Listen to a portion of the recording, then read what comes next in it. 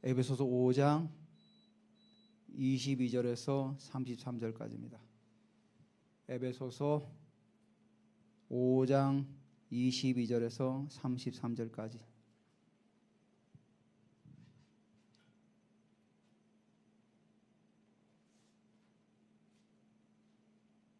제가 22절, 여러분들께서 23절 교독합니다.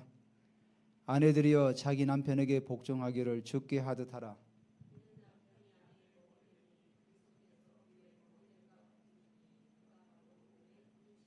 그러므로 교회가 그리스도에게 하듯 아내들도 범사에 자기 남편에게 복종할지니라.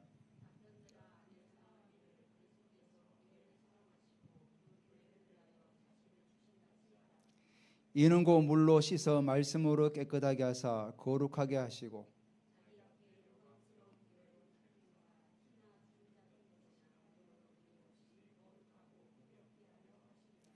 이와 같이 남편들도 자기 아내 사랑하기를 자기 자신과 같이 할지니 자기 아내를 사랑하는 자는 자기를 사랑하는 것이라.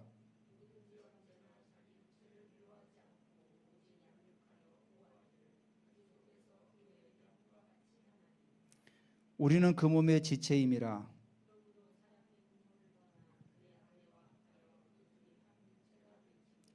이 비밀이 커도다. 나는 그리스도와 교회에 대하여 말하노라.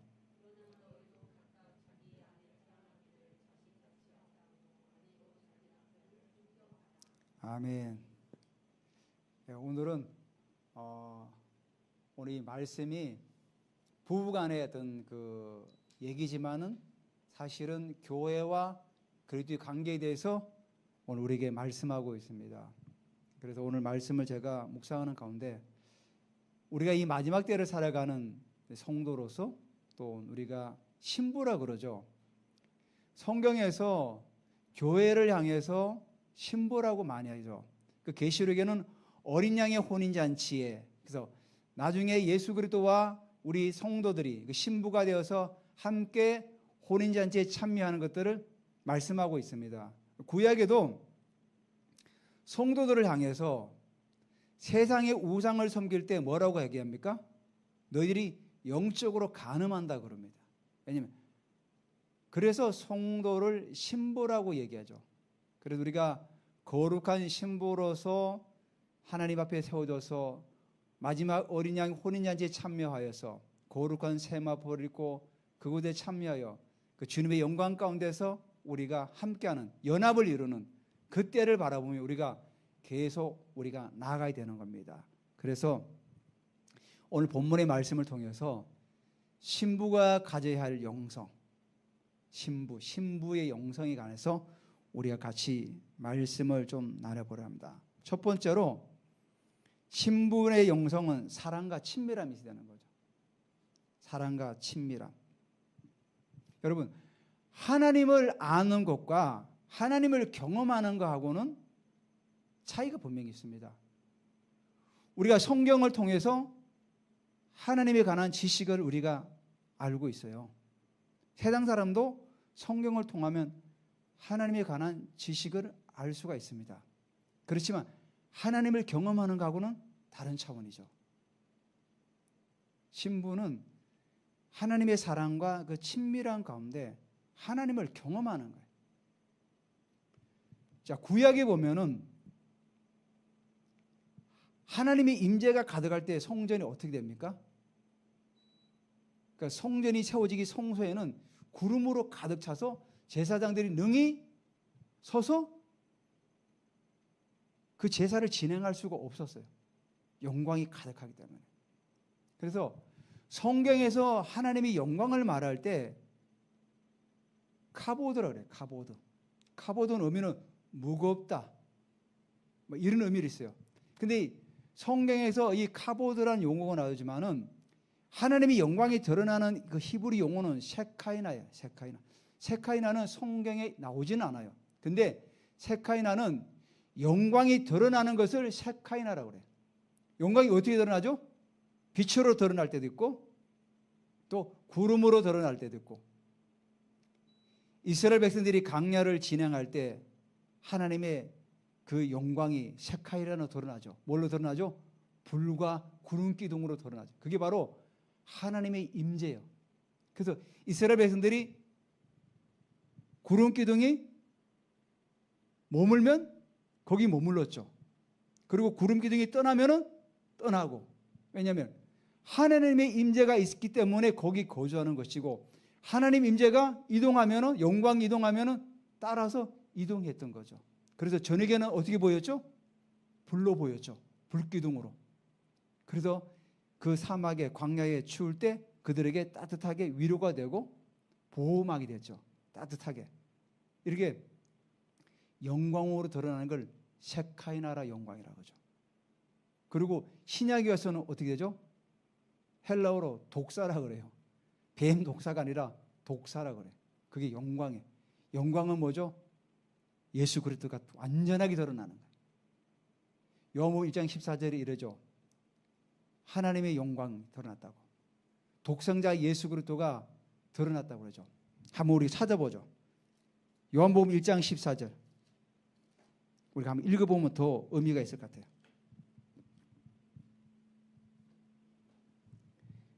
말씀이 육신이 되어 우리 가운데 거하시며 우리가 그의 영광을 보니 아버지 독생자의 영광이요 은혜와 진리가 충만하더라. 여기 영광이 나오죠. 여기 영광이 바로 독사예요. 독사.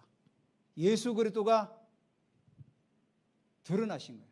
아, 이 땅에 하나님의 영광, 보이지 않는 하나님의 영광이, 구름으로 불로 보이던 그 영광이 사람의 모양으로 드러난 모습이 바로 독사예요.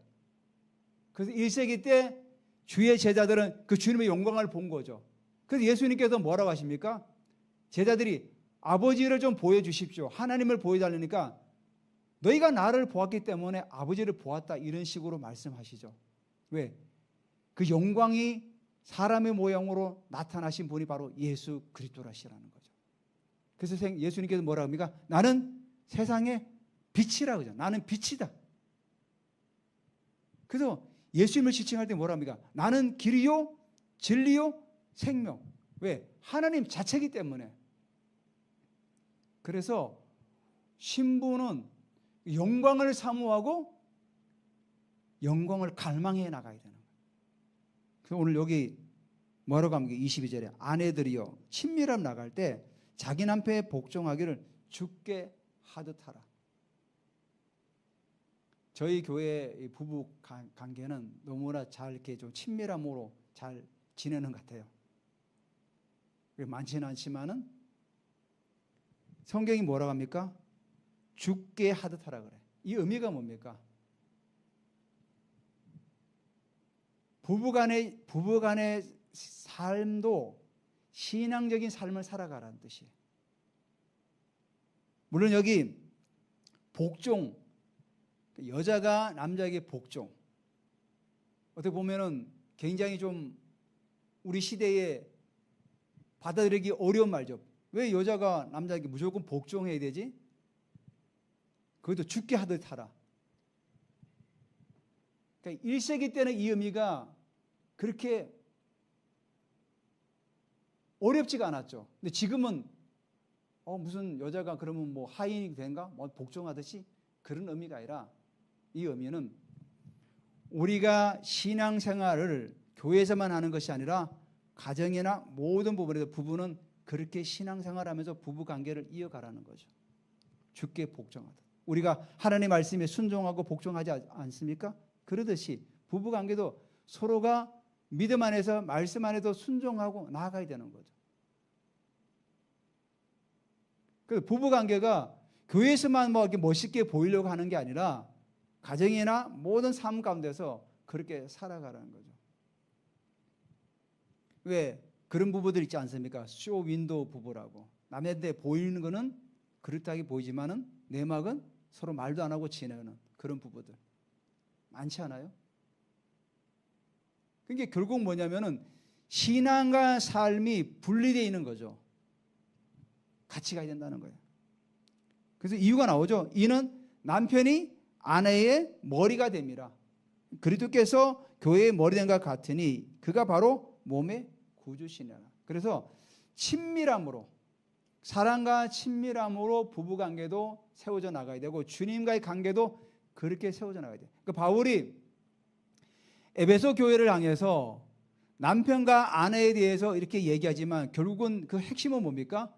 교회와 그리스도의 관계를 얘기하는 거예요. 교회와 그리스도 관계, 이렇게 사랑과 친밀함의 관계로 이어져 나가야 된다. 그리고 마지막 때 신부의 영성은 바로 사랑과 친밀함이라는 거예요. 여러분 요한복음 12장 3절에 보면은 나사로의 누이 동생 마리아가 300데나리오 되는 그 향유를 예수님 발에다 붓고 자기 머리털로 예수님 발을 씻겨요. 누가복음에 보면은 어떤 한 죄인된 여자가 예수님께 와가지고 또 그렇게 향유를 부어서 머리털로 예수님 발을 씻겨요. 그래서 성경학자들은 이 두 개가 다른 사건이라고 그래요. 마리아가 아니라는 거죠. 거기는. 자, 이 두 사람의 행동이 어떻습니까? 정말 비싼 향유를 발에다 부었어요. 예수님을 너무나 사랑하기 때문에. 육신적인 그런 사랑이 아니라 정말 주님을 죽게 하듯 사랑하는 거죠. 여기 남편과 여자가 예수님께 그렇게 사랑하는 거죠. 자신의 여인들은 이 머리카락이 굉장히 중요하지 않습니까? 그래서 그 당시 1세기 때 여인들의 머리는 항상 길러야 돼요. 머리를 자르면 안 되죠. 머리가 짧다는 것은 창녀거나 세상에서 손가락질 받는 사람들이 머리가 짧아요. 그래서 그 당시에 뭐 죄를 짓거나 이러면 여자들의 머리를 막 잘라버리잖아요. 가위로. 그 머리는 여자들 어떻게 보면 자존심이죠. 근데 그 머리털을 가지고 그 당시에 신발이 없지 않습니까? 그냥 샌들 같은 거 신고 다니는데 그 먼지 구덩이 그 발을 자기 머리털로 씻는다는 것은 이건 도저히 주님을 사랑하지 않고는 할 수가 없는 행동이죠. 그리고 그 비싼 300데나리 향유를 발에다 붓는 것 자체도 굉장히 어려운 거죠. 바로 마리아가 주님을 그렇게 사랑했기 때문에 그렇게 할 수가 있었던 거죠. 그게 바로 친밀함에 들어가는 거죠. 예수님께서 고기 잡으러 다시 간 베드로에게, 베드로가 사실은 부활한 주님을 만나지 않았습니까? 근데도 어떻게 됐죠? 다시 갈릴리로 가요. 왜 그렇죠? 내가 예수님을 3번이나 부인했어. 나는 더 이상 주님의 제자가 될 수 없어. 그냥 고기나 다시 잡으러 가자. 옛날로 돌아가자. 그러면서 밤이 새도록 고기를 잡았지만 한 마리도 잡지 못해요. 그때 예수님께 나타나셔가지고 깊은 데 그물을 내려라. 그래서 153마리를 물고기를 잡죠. 그때 주님께서 베드로에게 뭐라고 합니까? 가장 베드로가 아파했던 거죠. 내가 정말 나를 사랑하느냐? 3번을 질문하죠. 주님, 제가 주님을 사랑합니다. 사랑합니다. 사랑한다는 말을 고백을 3번을 한 다음에 예수님께서 사명을 주죠. 내 양을 먹이고 내 양을 치라. 물론 그때마다 주셨죠. 바로 이게 뭐냐면 주님과 사랑의 그 친밀함으로 들어갈 때 우리가 사명을 감당할 수가 있고 우리가 사역을 할 수 있는 거죠. 주님의 사랑하심과 그런 친밀함 없이 우리가 사역하는 것은 결국은 허공에다 사역하는 거나 마찬가지예요. 우리가 주의 사역을 하는데 주님을 사랑하지 않고 사역을 한다? 그건 기계적인 사역이죠. 거기에는 열매가 맺혀질까요? 영적인 열매가 맺혀질 수가 없어요. 그래서 우리가 이런 사랑과 친밀함으로 들어가기 위해서 우리 모두는 다 믿음으로 구원받지 않았습니까? 우리 이제 믿음의 단계를 벗어났어요. 이제는 우리가 기름 부음의 단계를 성령 세례를 받고 그 단계를 계속해서 나아가고 있지 않습니까? 이제는 영광의 차원을 삼아야 돼요. 더 친밀함으로. 방해되는 것들이 있습니까? 내가 습관적으로 짓는 죄, 내가 습관적으로 하나님 앞에서 연약한 부분들, 이제 그런 것들을 자꾸만 깨부셔 나가야 돼요. 우리가 하나님께 드리는 찬양 가운데 주님의 그 임재를 경험하고 우리 더 높은 차원으로 올라갈 수 있어요. 그래서 더 사모해야 돼. 예배를 더 사모해야 돼. 우리가 엄밀히 말해서 말씀을 듣는 시간은 사실은 하나님으로부터 우리가 듣는 거잖아요. 우리가 하나님께 예배하는 건 예배자가 뭡니까? 엎드려 경배하는 거죠. 예배는 뭡니까? 하나님을 높이는 거죠. 그래서 성경에도 뭐라고 찬송함으로 그 문에 들어가며 그러잖아요. 사실 엄밀히 예배만 딱 끄집어내면은 우리가 하나님께 찬양하고 올려드리는 게 바로 예배죠. 이 말씀은 하나님 주시는 말씀을 우리가 받는 시간이니까. 그러니까 예배는 사실은 중요한 거는 찬양과 말씀이죠. 우리가 찬양으로 하나님께 영광을 올릴 때 하나님께서 우리에게 말씀하시죠. 그래서 우리가 이 예배, 찬양이 너무 중요한 거죠. 그래서 찬양을 우리가 준비하고 기도로 준비하고 또 곡을 선정하고 하나님께 나아가는 그때 그 영광이 셰카이나 영광이 임하는 거죠.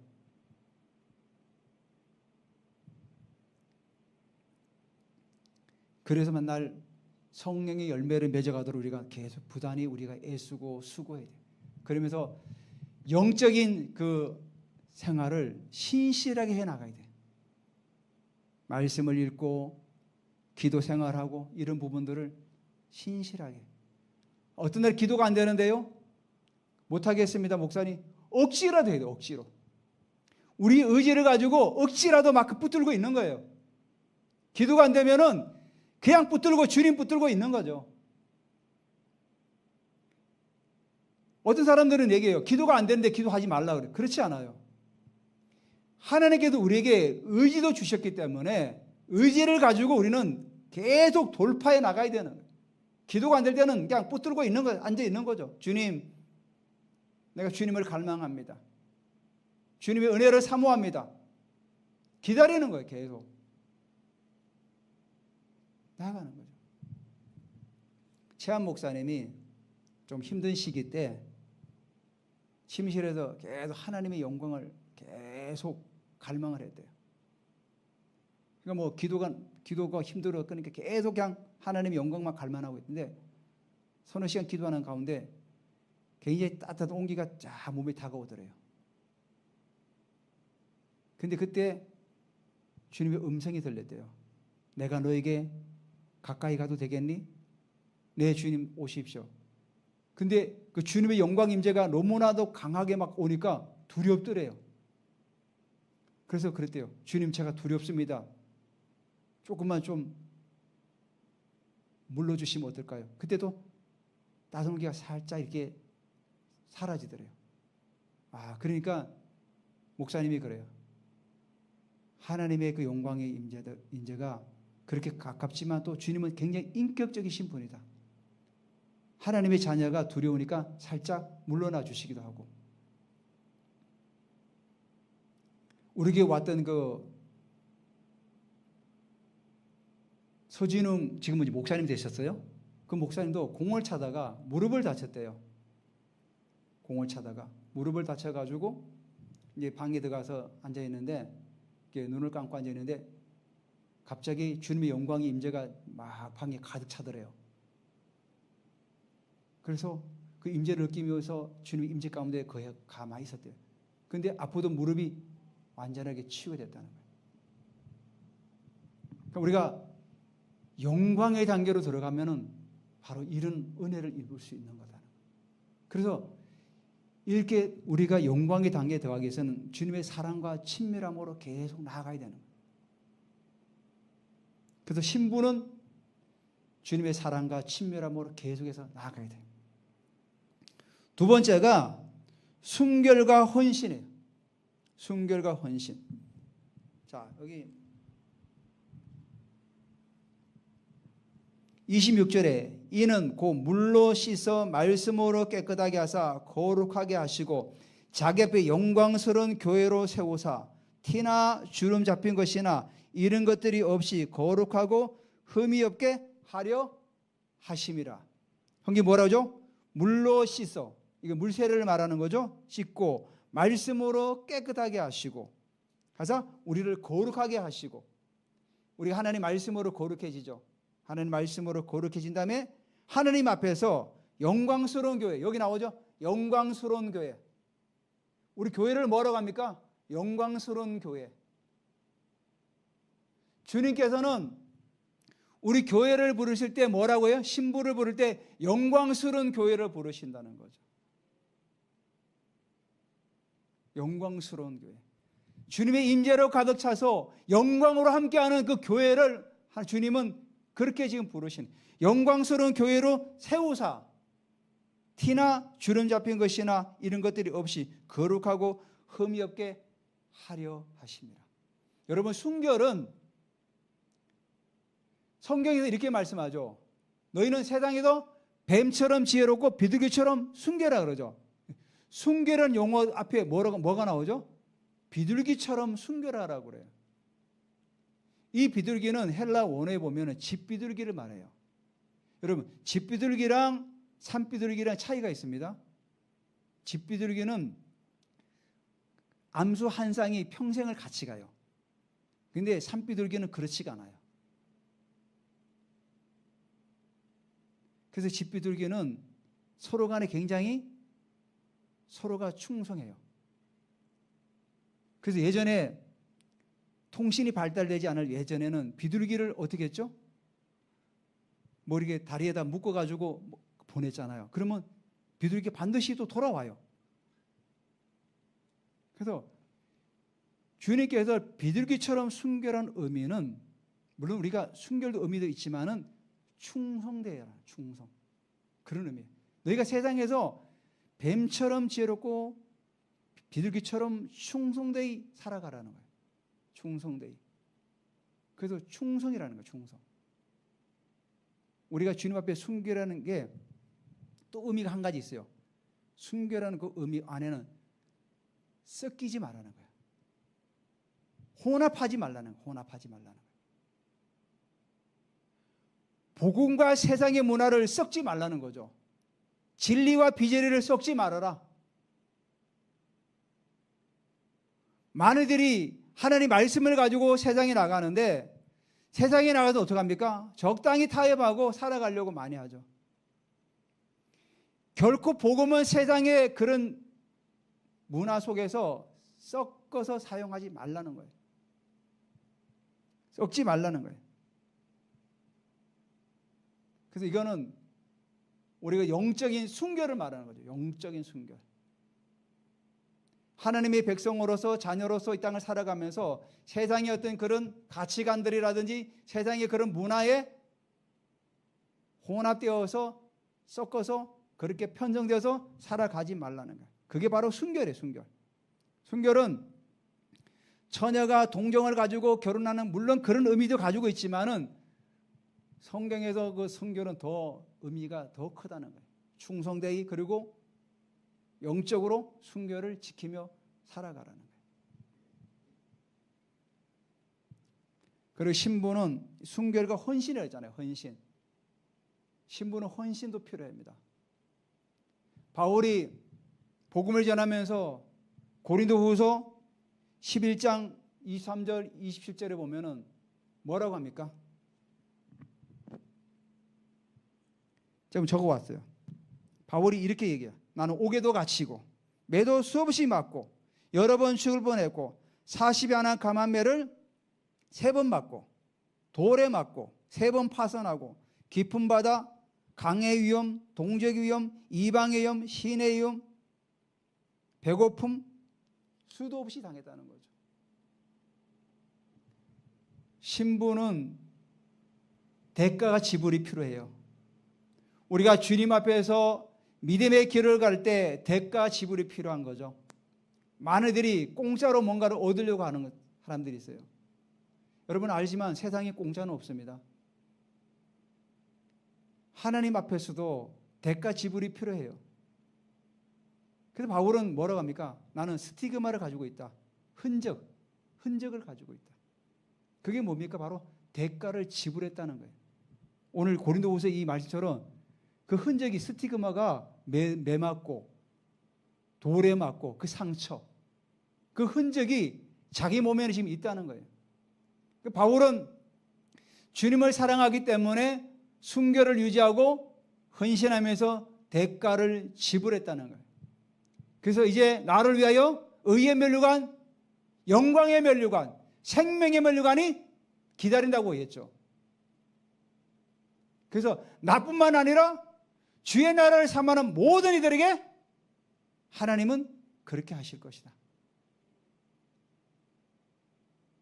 우리가 주님을 사랑한다면 마지막 때의 거룩한 신부로 살아가기 위해서는 대가 지불이 필요하다는 겁니다. 대가 없이는 이룰 수가 없어요. 여러분, 세상에 성공하는 사람도 시간을 투자하고 자기의 어떤 몸을 투자하고 대가 지불을 해요. 대가 지불하기 때문에 그 경지에 이른다는 거죠. 마찬가지죠. 우리도 영광에서 영광으로 나아가기 위해서는 기도의 무릎이 필요하고 하나님 앞에 영광 가운데, 임재 가운데 머무는 시간도 필요하고 그런 시간들이 필요한 거죠. 영적인 신실함의 시간이 우리에게 필요한 겁니다. 그런 대가 지불 없이는 우리가 영광에서 영광으로 나아갈 수가 없어요. 세 번째가 신부는 기다림과 소망이에요. 기다림과 소망 같이 가는 거죠.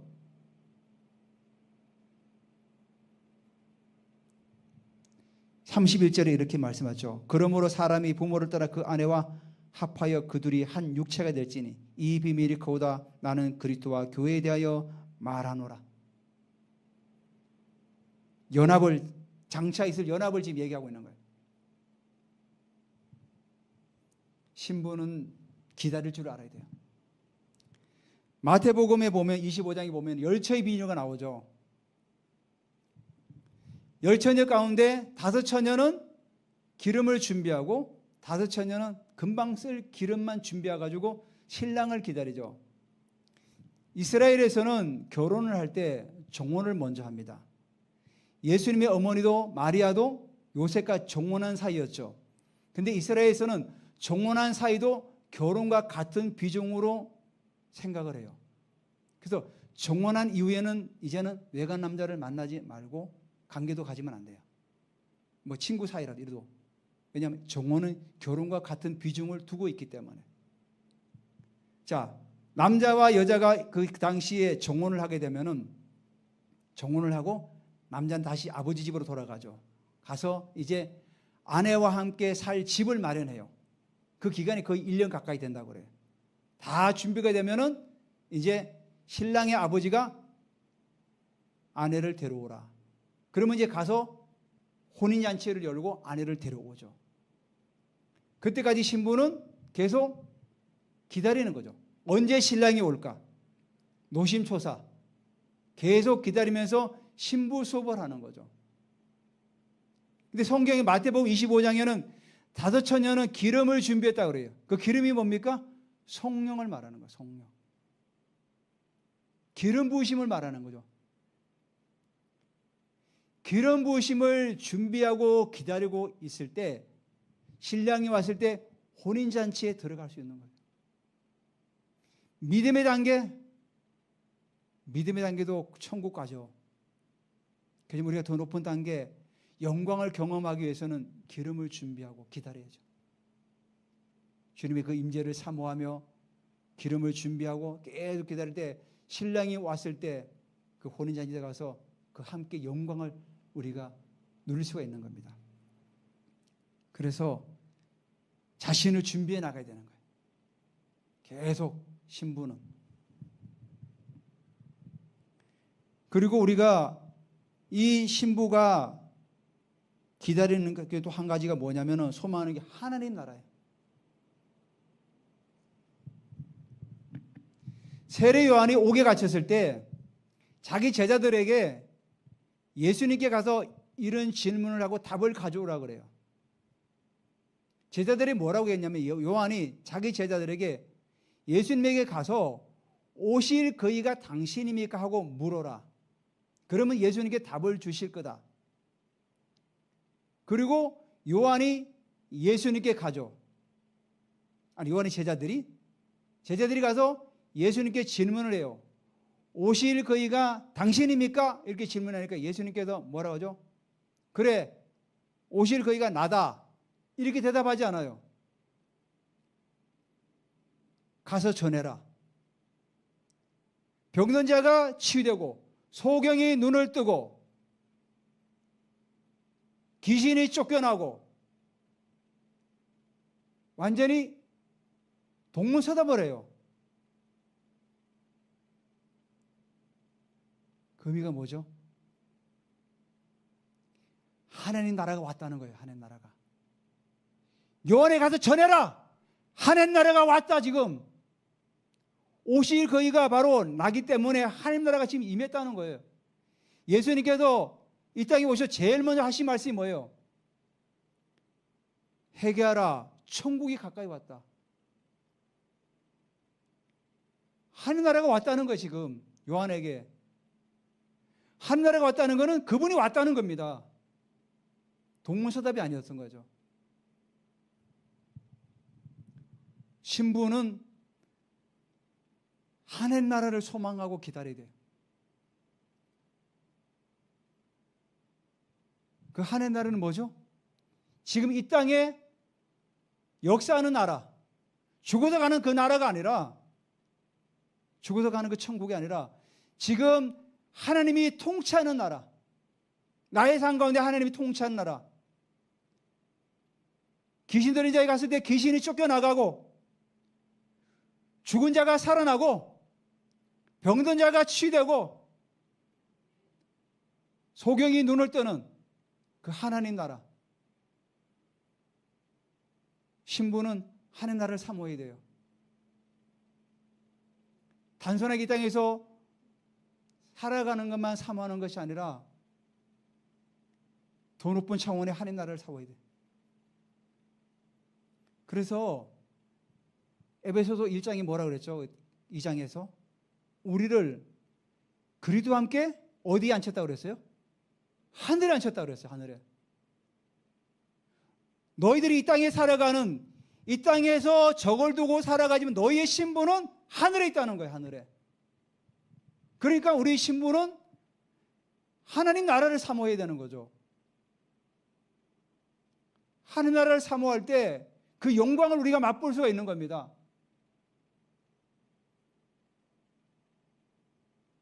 최한 목사님이 처음에 교회를 개척해가지고 교회가 없지 않습니까? 그래서 강당을 이제 빌렸어야 돼. 근데 굉장히 비용이 굉장히 많이 나갔대요. 거기서 매일 집회를 했대요. 매일 집회를 하는데 어느 날 잠을 자야 되는데 거실에서 그 목사님의 따님하고 친구가 계속 뭐 이렇게 얘기를 하더래요. 그래서 이제 아내 사모님한테 나가도 좀 잠을 자야 되니까 조용히 좀 하라 그랬는데 사모님이 나오신 거예요. 나와셔서 그 따님하고 이제 그 모습을 보니까 그냥 웃고 떠드는 게 아니었어요. 주님이 임재가 이들 가운데 있다는 걸 발견한 거예요. 그러면서 그 따님과 친구 그랬대요. 빨리 우리가 그 강당으로 가야 된다고. 빨리 강당으로 가야 된다고. 그래가지고 목사님을 이제 다시 모시고 강당으로 가고 또 류인글 목사님도 가려 옆에 그 얻었대요. 계속 새벽 기도를 하려고. 그래서 갔더니 그 주님의 영광이 그 강당 안에 가득 찼더래. 그 따님의 눈에는 천사들이 모였대요. 근데 천사들이 10m가 넘더래요. 어마어마한 천사들이 막 둘러싸이고 영광이 막 가득 차더래. 계속 영광을 풀어내니까 그 강단에 거기서 예배 드리다 보니 영광이 임한 거죠. 그러니까 그 영광을 이제 하나님께서 보여주려고 하니까 이 따님들한테 하나님이 역사하신 거예요. 영광을 사모하니까. 우리도 사모해야 돼요. 우리에게도 주님의 영광이 임하도록 사모하고 사모해서 정말로 여기 들어오는 모두들이 병든 자, 헐벗은 자, 배고픈 자들이 이 영광을 경험하고 회복되고 치유되고 문이 열리고 나갈 수 있도록 우리 계속 그 영광을 사모하면서 나가야 돼요. 그래서 마치 아둘람골에 모였던 그 다윗의 용사들, 그때는 용사들이 아니었죠. 헐벗은 자, 억울한 자, 빚진 자 이런들이 왔잖아요. 나중에 다윗이 왕국이 될 때 이들이 모두가 다 용사가 됐어요. 용사. 그래서 우리 교회도 들어오는 모든 이들이 다 용사가 되어서 우리가 다음 세대에게 이 유업을 계속 물려줄 수 있도록 그런 기다림과 소망을 가지고 살아가는 게 바로 신부의 영성이라는 사실입니다. 여러분 다 일어서시기 바랍니다. 우리가 오늘 말씀을 기억하면서 우리가 주님의 영광 가운데 나아가기를 원합니다. 주님 이곳에 영광으로 임재하여 주시옵소서.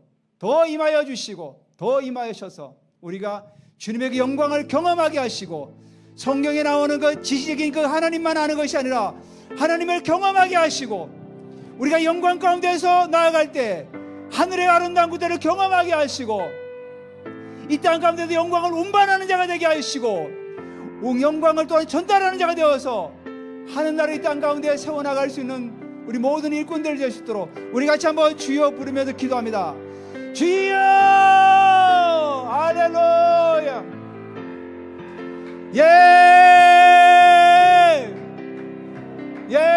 우리가 영광 가운데 나아가기를 원합니다.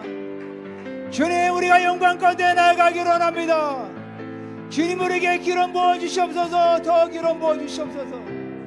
신부의 영성을 가지고 나아갑니다.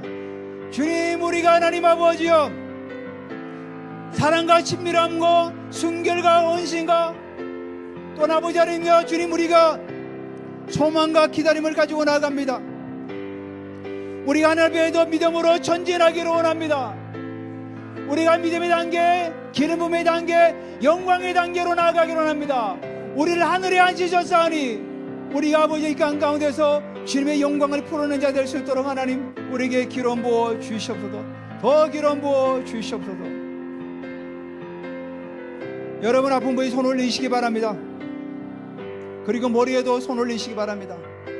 예수 이름으로 시간 명하노니 모든 연약한 몸에 복될지어다. 주님의 아버지 하는 이 시간에 우리 영생 24의 그 무릎에 십자인대에 예수님의 보혈을 뿌리고 바르고 뒀습니다. 속기 회복될지어다. 주님의 영광이 임할지어다. 할렐루야. 온전하게 회복될지어다. 속기 일상으로 돌아갈 수 있도록 하나님 기름 부어 주시옵소서. 비염은 예수 이름으로 떠나갈지어다. 비중근 만국정도 떠나갈지어다. 닫힌 태문도 이 시간 예수 이름으로 열릴지어다. 모든 것들이 이 시간에 회복될지어다. 할렐루야. 주님 감사드립니다. 예수님의 이름으로 기도드립니다.